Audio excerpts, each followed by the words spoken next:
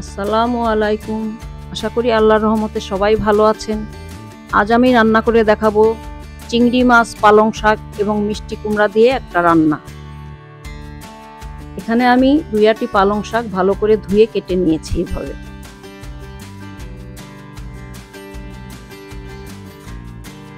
মিষ্টি কুমড়া 1 বাটি এভাবে কেটে নিয়েছি।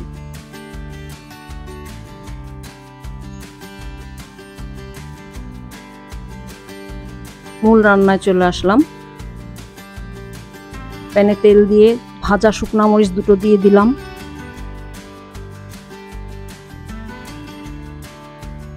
এক চা চামচ কালো জিরা দিলাম।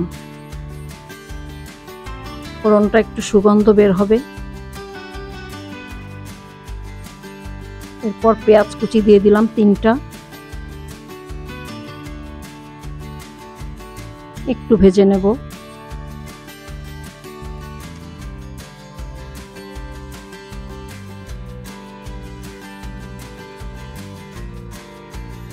রসুন কুচি দিয়ে দিলাম। একটা বড় রসুন কুচি করে নিয়েছিলাম।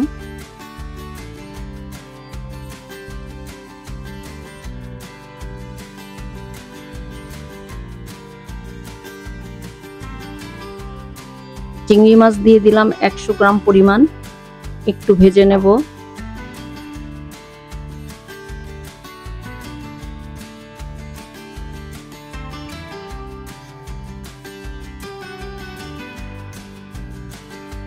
এক চা চামচ রসুন বাটা, 1.5 চা চামচ আদা বাটা দিলাম।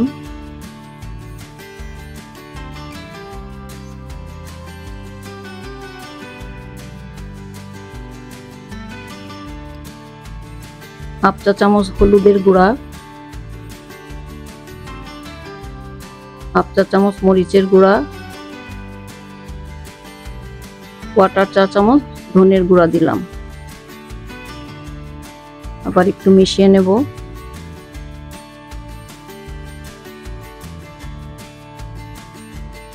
মিষ্টি কুমড়াটা দিয়ে দিচ্ছি।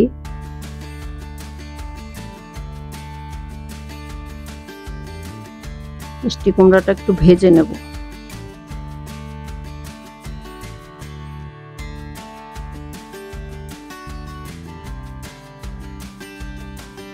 পরিমাণ মতো লবণ দিলাম।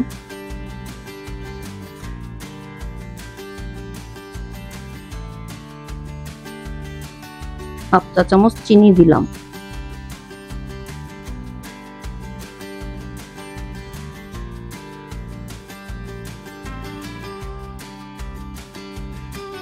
কাঁচামরিচ ফালি দিলাম 7-8টা।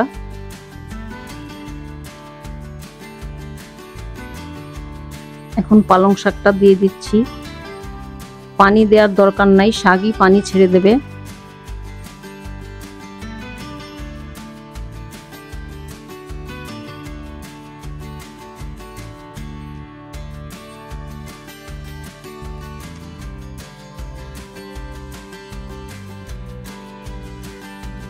আস্তে করে উল্টিয়ে দিচ্ছি। পুরো রান্নাটাই আমি আলগা রেখে করব, কারণ ঢাকনা দিয়ে ঢাকলে শাকের কালারটা নষ্ট হয়ে যায়। 10 মিনিট পরে আমি 1 চা চামচ জিরার গুঁড়া দিয়ে দিলাম। রান্নাটা আমার প্রায় হয়ে এসেছে। অল্প গামাখা ঝোল থাকতে আমি নামিয়ে নেব।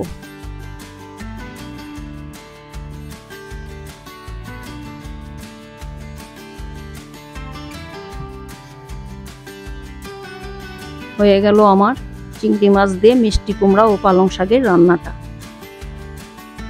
বাসায় ট্রাই করবেন, আশা করি ভালো লাগবে। আল্লাহ হাফেজ।